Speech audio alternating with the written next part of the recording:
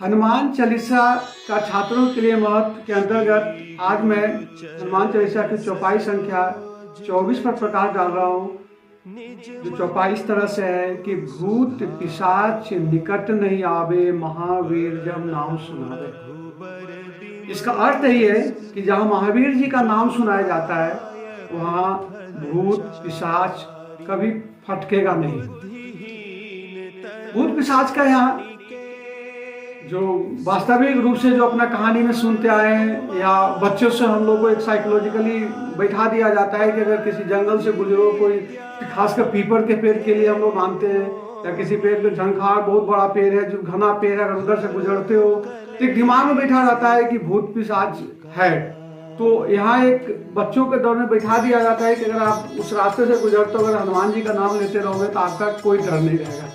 कारण जो भी हो सकता है कि पेरेंट्स हम लोग को एक कॉन्फिडेंस दिलाने के लिए बात बोल देते हैं। और मैं तो समझता हूँ कि छोटा से छोटा बच्चा भी जब वो बिल्कुल विवेकशील हो जाता है, बहुत को तो दादा दादी 5-7 साल के बाद उसको हनुमान चालीसा पढ़ा देते हैं, याद करवा देते हैं, क्योंकि सबसे सरल भाषा में लिखी गई है। उसके वर्णन भी करा देते हैं ताकि वो बच्चे कभी डरे नहीं। तो मेरे नज़र से अगर आप आध्यात्मिक रूप से देखा जाए तो हनुमान चालीसा का जो पाठ है, यदि आप उसको करते हो तो आपको किसी तरह के डर नहीं रहेगी, है ना। हालांकि मैं साइंस के विद्यार्थी हूँ तो ज़्यादा मैं भूत पिशाच पर भरोसा नहीं करता हूँ, लेकिन अगर ग्रामीण परिवेश में अगर देखा जाता है, बहुत ऐसे राज्य है कि अभी भी बहुत सारे जादू टोना चलते रहते हैं, तो वहाँ भी यही चीज़ कहा जाता है कि अगर तुम्हारे पास कोई मंत्र नहीं हो, अगर किसी तरह की डर आ जाए तो आप हनुमान चालीसा पढ़ने लगो, सारी डर भाग जाओगे। जो मैं इस चौपाई से जो मैं अपना विचार प्रकट ये करना चाहता हूँ, और मैंने इस चौपाई का जो हेडिंग दिया है कि यह चौपाई निर्भयता का प्रतीक है। मतलब यदि आप चौपाई को पढ़ते हो, हनुमान चालीसा को, तो स्वाभाविक बात है कि आप निर्भय हो जाओगे, कोई डर नहीं रहेगा। हालांकि मैंने जो इसका अर्थ निकाला कि भूत का मतलब होता है बीते हुए दिन, क्योंकि मानसिक रूप से जो अपने अवचेतन मन में कोई पुरानी ऐसी घटनाएं घट जाती है जो कि हमारे लिए डरावना हो जाता है, बार बार आपको प्रताड़ित करते रहता है। तो यदि आप हनुमान जी को आदर्श बनाते हो, उनके चालीसा जो है उनको अगर आप विश्लेषण करते हो, तो मैं आपको बीते हुए डर का कोई डर नहीं रहेगा। और पिशाच को जो मेरा मानना है कि आने वाले कल, क्योंकि जनरली लोग अपने लिए डरे रहते हैं कि आगे क्या होगा, पीछे ऐसी घटना घटी थी उसको मैं कैसे भरपाई करूंगा, मेरा भविष्य कुछ नहीं पता चल रहा है। तो वहाँ एक आत्मबल बनाने का एक साधन है कि आप भगवान को पर भरोसा करते हो। यदि भगवान पर भरोसा करके आप अपने को अगर मतलब कि सही ढंग से चलते हो, तो एक होता है कि चलो भगवान है ना मेरे साथ। तो इस ढंग से मैं समझता हूँ कि अगर आप इस ढंग से चौपाई पढ़ते हैं, उनके आदर्शों पर चलते हैं, आपके लिए सबसे बड़ा फायदा ये है कि एक आत्मबल बना रहेगा, आप निर्भय रहोगे, क्योंकि सबके पीछे मेरे भगवान है। छोटी सी एग्जांपल देता हूँ कि किसी बच्चे को जब उसके पेरेंट्स ऊपर उछालते हैं तो बच्चा रोता नहीं, उसको एक डर नहीं रहता है कि मैं नीचे गिर जाऊंगा। क्यों?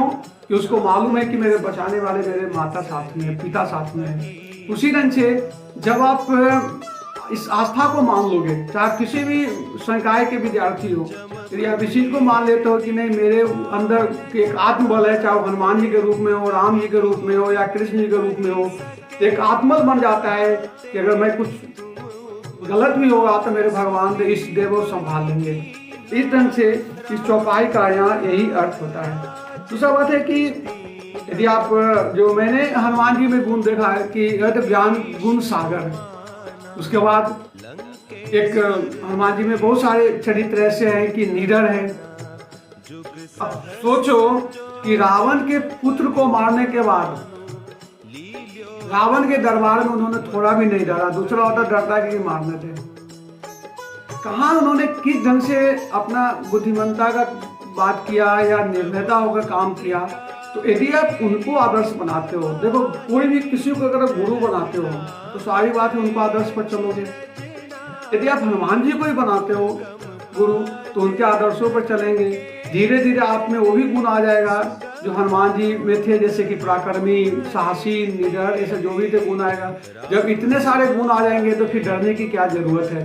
तो मैं इस चौपाई को इसी ढंग से लेना चाहता हूँ कि यदि आप हनुमान चालीसा को पढ़ते हो, जो गोस्वामी तुलसीदास ने वर्णन किया है कि यदि आप महावीर जी का नाम जप करते हो तो आपको किसी तरह की कोई डर नहीं रहेगा।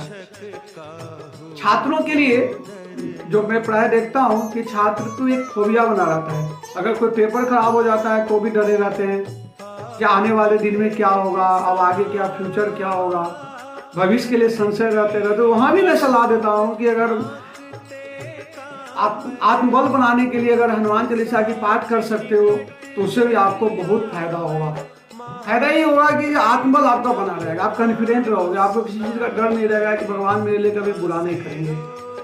और ऐसे भी कहा जाता है कि हनुमान जी अभी भी है, क्योंकि जो भौतिक आध्यात्मिक मानता आधार पर है कि हनुमान जी अजर अमर है, हमेशा अगर जय भी राम जी का नाम लोगे, जहाँ भजन करोगे तो हनुमान जी पहुंच जाएंगे। तो इस ख्याल से भी अगर आप जरूर याद करोगे तो आपके मन के अंदर वो जरूर पहुंचेंगे और आपको एक आत्मबल बढ़ाएंगे। हनुमान जी का ये नहीं कि अगर आप कोई वरदान मांगोगे तो आपको आगे वो सीधे दे देंगे। हनुमान जी से मैं जो समझता हूँ इससे बोल सकी कि आपको खुद प्रेरणा आएगा, ये काम इधर से कर सकते हैं। तो अतः मैं इस चौपाई के अंतर्गत आपको यही कहना चाहता हूँ कि अगर हनुमान चालीसा की पाठ करते हैं, हनुमान जी का नाम लेते हैं तो अवश्य आप एक निर्भय बन जाएंगे। जय हनुमान।